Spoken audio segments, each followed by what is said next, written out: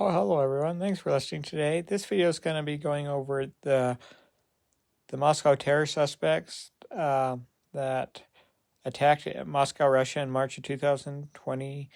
Yeah, 24. Yep, 2024. The 2024 Moscow terror suspects were identified as citizens of Tajikistan, an impoverished former Soviet republic. The extreme poverty and lack of opportunity in their homeland are considered major factors in their migration to Russia and subsequent vulnerability to radicalization and recruitment by groups like the Islamic State Khorasan. The link between poverty and radicalization. Economic desperation. Tajikistan is one of the world's poorest countries by GDP per capita, with high unemployment.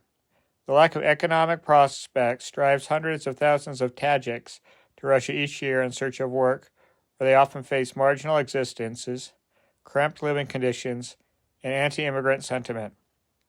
Vulnerability to recruitment. This financial desperation and social marginalization create an environment where individuals may be more susceptible to extremist ideologies. Radical Islamic groups, or groups like ISIS-K, can offer a sense of purpose and value to those who feel disempowered and humiliated by the system. Financial incentive.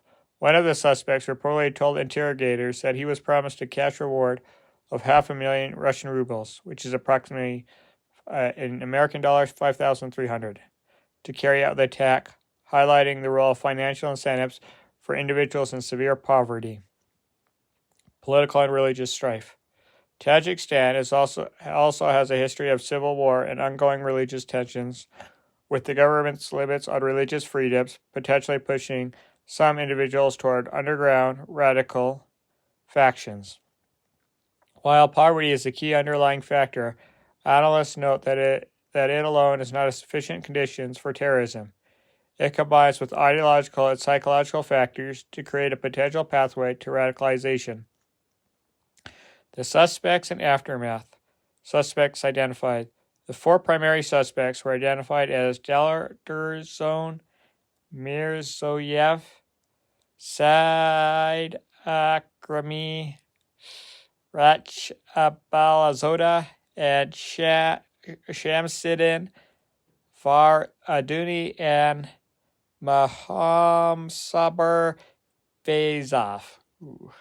Hopefully I'm sorted again. Those. All right, torture allegations. All four appeared in a Moscow court with visible signs of severe beatings and injuries, and videos of their brutal interrogation and alleged torture circulated online, drawing condemnation from human rights organizations.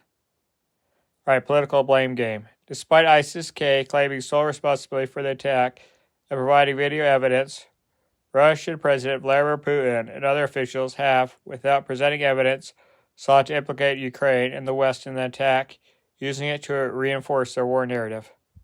Thanks for listening to this video about kind of the influences of poverty on the Moscow terror suspects. Take care, everyone.